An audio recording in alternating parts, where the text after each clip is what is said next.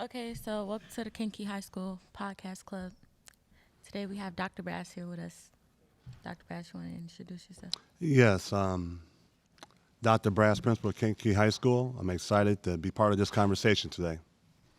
Okay, Dr. Bass, how would you feel if you were in the position of the Arkansas Nine?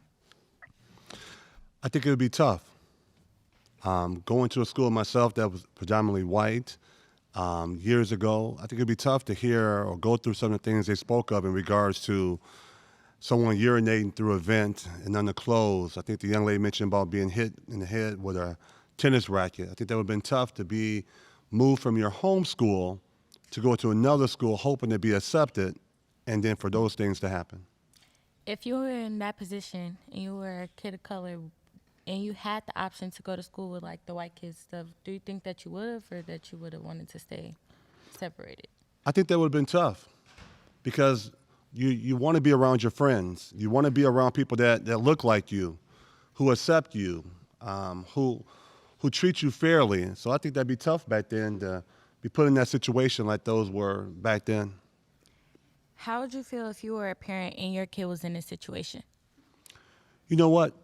It would hurt because currently my children attend a school right now where there are incidents that have happened similar to this. And it's hard as a parent because you feel helpless. And when your child comes home and says, "Dad, this happens all the time. Nothing's going to change."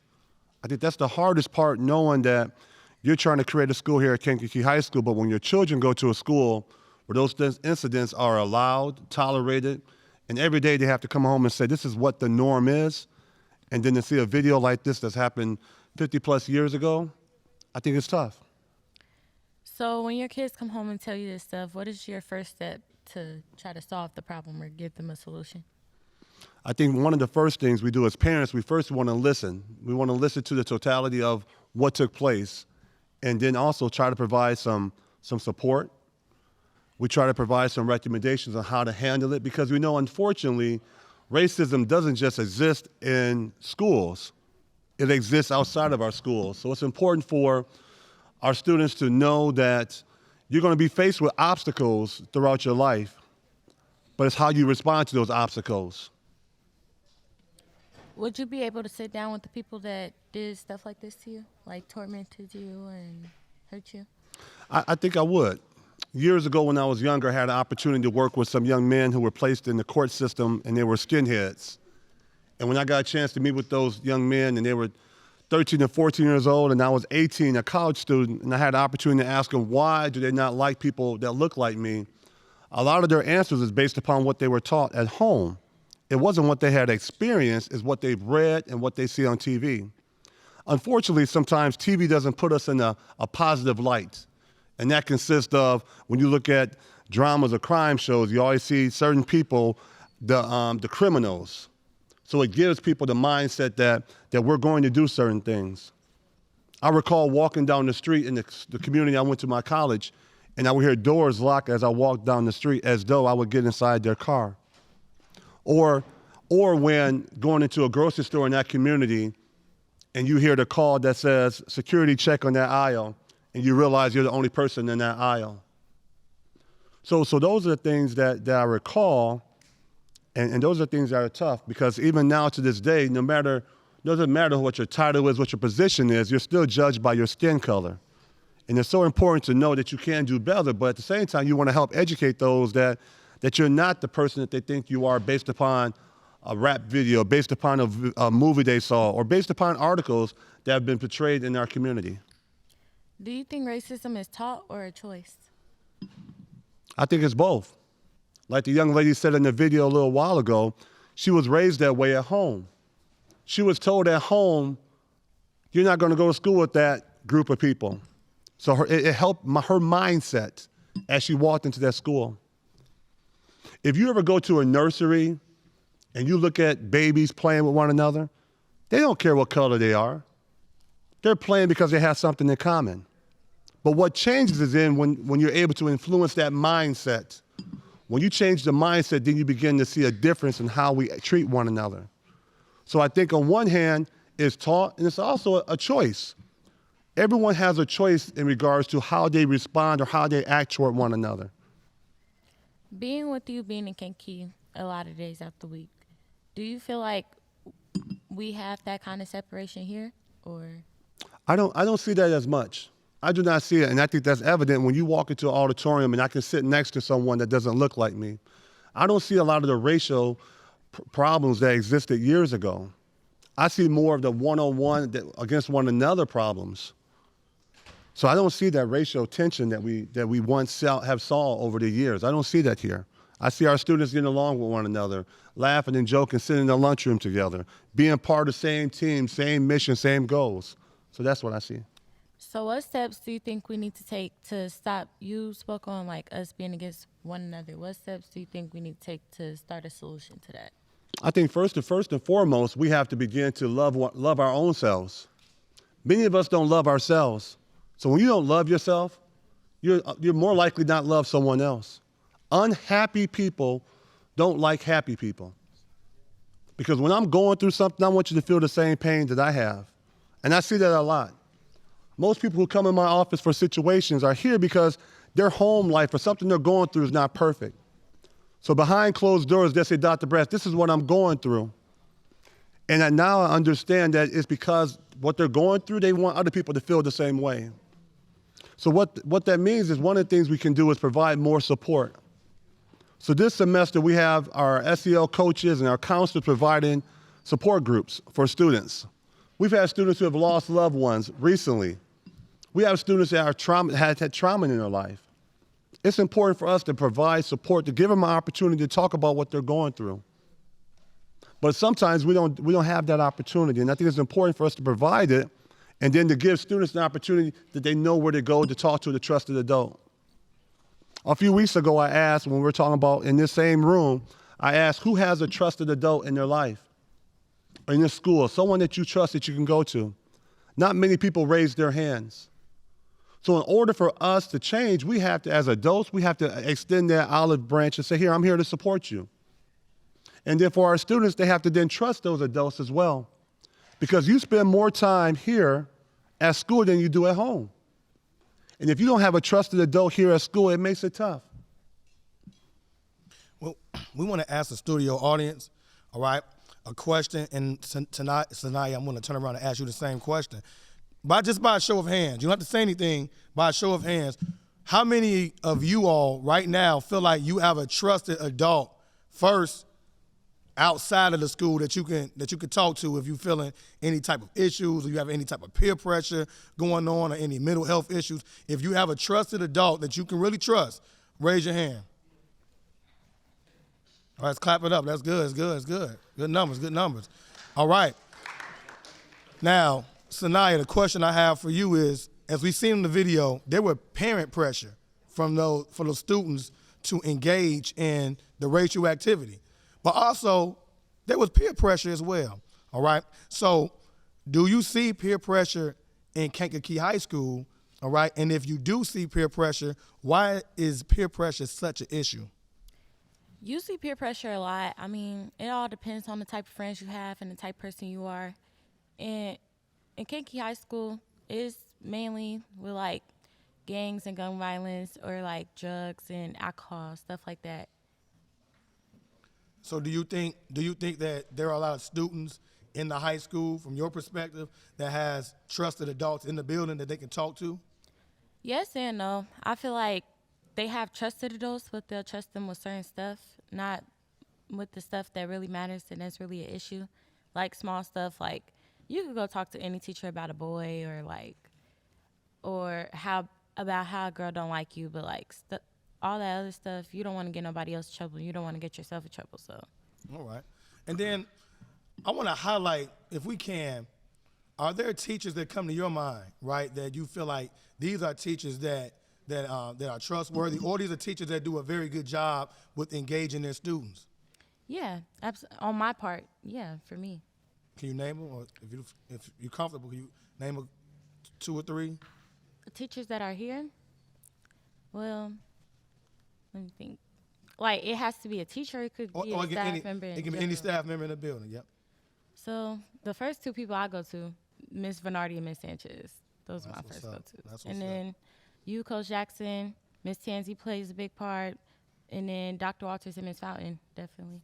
Okay, so if you can briefly speak on why, what's so special about those individuals, or what do they do that make you feel like those are go-to individuals? You can talk to them about anything, be open with them. Even if you make a mistake, they'll tell you like how to fix it and give you a situation that they were in to relate to you, to show you that it's not just happening to you and like it's normal, it's life. And then like they won't shame you or like make you feel dumb for certain stuff you did. Now, in the video, we saw conflict resolution, all right? Because to be honest, it would be very difficult, just from my perspective, it would be very difficult to sit down with individuals who pretty much tortured you or tormented you, all right? They made those individuals, they made those 9 kids feel like Lord and dirt, all right? So let me ask you all, Dr. Braz, open the question up to you as well. Would you be able to sit down and have that conversation, A, and then B, do you think that maybe don't see the racial incidents here, however, there is a lot of conflict that goes on within the school. So do you think it's able to have conflict resolution where you have both parties sitting down and having a discussion? It depends on the people and how much they've grown and how mature they are. Like me personally, I feel like I could under certain circumstances, but mostly I feel like I could, especially if it's like years and years later when we're all adults and like they're actually admitting to what they did was wrong and like actually taking like up for their part, then maybe, yeah. You know what's interesting? We have that happen a lot. When we have students who have conflicts, we do mediations. Our SEL coaches, counselors, and sometimes our administrators play a role in that as well. And mediation is something it's important to be able to have that conversation.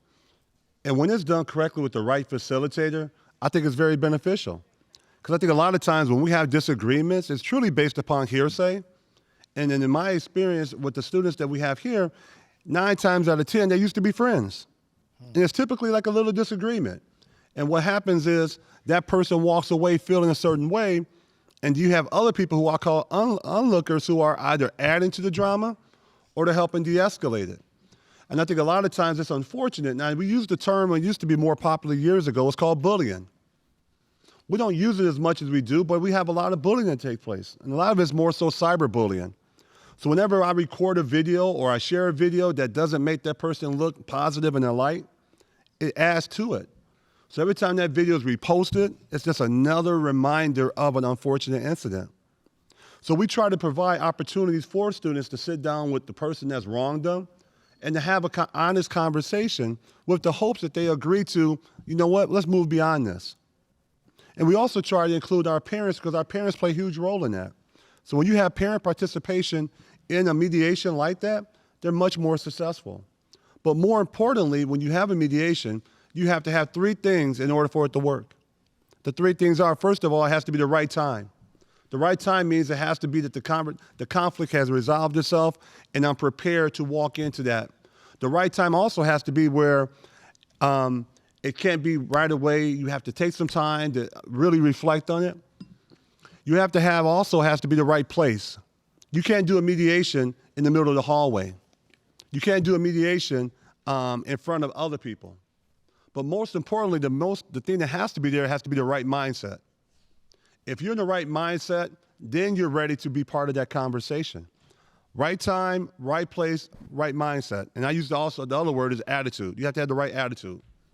So when you have those 3 things present, then you can have a healthy conversation. Sometimes I think we ourselves try to have a resolution in the hallway. And this is the most common thing. I just wanted to ask her, did she have a problem with me? But you brought 4 other people with you to ask that question. So that person who's receiving it sees it as more of a threat opposed to a conversation. And I think the hardest part is when we tell students, I want you to keep my name out of your mouth, as though that's going to change anything. I think a lot of times we ourselves play a huge role in that, but the most thing, what I see the most is that when we have people who aren't even part of it, add to it. And those are the ones who are encouraging it to happen. And they go between people and they say, did you hear what she said? Did you hear what he said? And then they step back. And the unfortunate thing, a true friend would say, don't do it. But instead, we encourage it, and then we get our camera, our phones ready in case something happens. So when I ask those students, who's your real true friend? And people then say, I have a few associates, I don't have a lot of true friends. And that's where the difference does lie. Having people there who are going to support you when those issues come up. And Dr. Braz, you're speaking on something that is actually going to be one of our topics of our podcast, is friendship, all right? Now, I'm going to again ask the studio audience, raise your hand if you feel like, if you know for a fact that in this school that you have some real good, true friends. Raise your hand. All right? Now, the second question I'm going to ask is this. Do your friend or does your friends, do they pull you away from your goal or push you towards your life goals? If the answer is that your friends push you towards your goals, your life goals, outside of high school, what you know, the things that you want to do when you get older, what you want to be when you get older, raise your hand. Now, if you can be honest, if you have associates or friends that's pulling you away by either you being involved or you giving in to peer pressure and things that's negative that could put a huge roadblock to your future, raise your hand. Now, that's powerful right there that some of you actually raised your hand, all right, because you recognize it. So, Sanaya, I want to ask you this question. Why do you think it's so difficult for teenagers to pull away or to take a step back from individuals who are always either involved in something or they find themselves being involved in issues they shouldn't be involved in? So, speaking for like in terms of our community, we all grew up together from kindergarten on up, and like it doesn't just stop at school. It's like outside of school. My friends might be friends with your mom, or we have a mutual friend. So stuff like that causes people to get attached to one another. That as we get older, everybody grows and takes to different things. So they might be into fighting, drinking, and smoking, but you want to go to school and you want to just live life, be a kid. So it's like you may not do the things that they do, but you still want to be around them because you're used to them, and you don't want to go attached to another friend group and then you be the newbie in their friend group. They've been friends. So it just be stuff like that, like not wanting to let go of what you know. Is it easy to, I mean, I understand that. Like if, let's say Dr. Bratz and I, let's say we grew up together and we're friends, and then I'm doing things that he don't really rock with, right?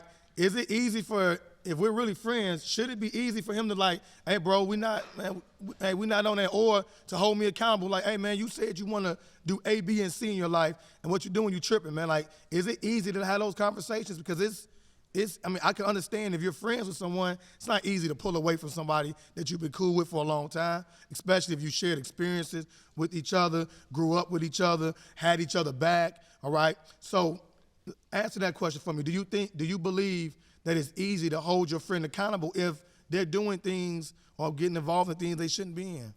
I feel like our generation is very defensive, so they don't take constructive criticism well. So you telling somebody about themselves, they might think that like you need to mind your business, or you trying to shame them or make them feel bad, or think that you better than them. So certain stuff, sometimes it's better to let people find out on their own, because it's not like how it used to be.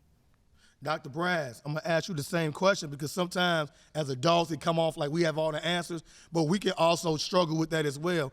Do you find it difficult having conversations with close associates or friends who may be doing things, engaging things they shouldn't be in? Is it easy to have that conversation of accountability? On a personal level, I think when I went to high school, I had a number of friends when I graduated. We went off to different schools playing college basketball. Some of us did not.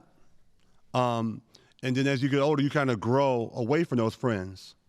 You come home, and when you have class reunions, that friend group gets smaller and smaller and smaller. You know, it's interesting. I remember my parents saying, you know what? They may not be your friends when you get older. And that's true. I've lost a lot of friends over the years because we have differences in the views that we have. We have differences in how we raise our children, how we invest our money, and what's important to us. So it is tough. But your true blues are those that you can have that honest conversation and say, you know what? I'm worried about you. But I think that's the friend that you know that's going to respect you and it's not that associate. Because when you have a true friend would never walk away from you. A true friend's never going to turn their back on you. And when you ask the audience that question, there wasn't a lot of people that indicated they had a lot of true friends, which means that if I don't have a true friend and someone I truly trust, if someone was to say something to me that's different than how I really feel, am I going to agree with that? So I think it's tough. And I think it's tough because sometimes you worry about losing that friend too, if you're too honest. And that's where family comes in. You know, mom and dad and big sister, big brother, or grandmother, when they give you that advice, it's different from them sometimes because you know they have a vested interest. But when you have a friend, and if they're a true blue, yes, they're there for you. But when you don't, you're not as inclined to agree with them or even really, support them. So, for example, I've had students who had issues with relationships. And a friend may say, you know what? You know that boy ain't no good. You know what he's doing behind your back. Now, sometimes that friend may say, thank you, or that friend may say, you just hating. You just hating. You just mad because you ain't got nobody. So it goes from a positive experience to a negative, and then they fall out, and then that young man that goes on his way, and that relationship is now gone. And that happens too much. And I think that goes back to what is a true friend? And I'm glad to hear that you guys are going to talk about that later, because friendships are huge. When you have a friendship with someone, that is something that's never broken. It's something that you really, really hold on to. But when you have associates, you have to understand the difference between the two.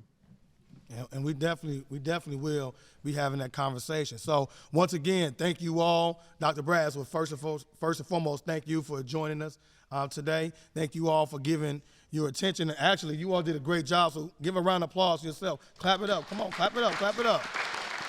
All right, and we want to invite you all out. We're going to invite you all out. Anybody out there that want to be a part of the podcast club, every conversation will not be serious. We will have serious conversations, but we want the conversations to be conversations that you all engage in and that you all start. All right, so we have some big things planned, including a big end-of-the-year event. So, hey, we want you all out. We want you all to be a part of the podcast club, and because you know why?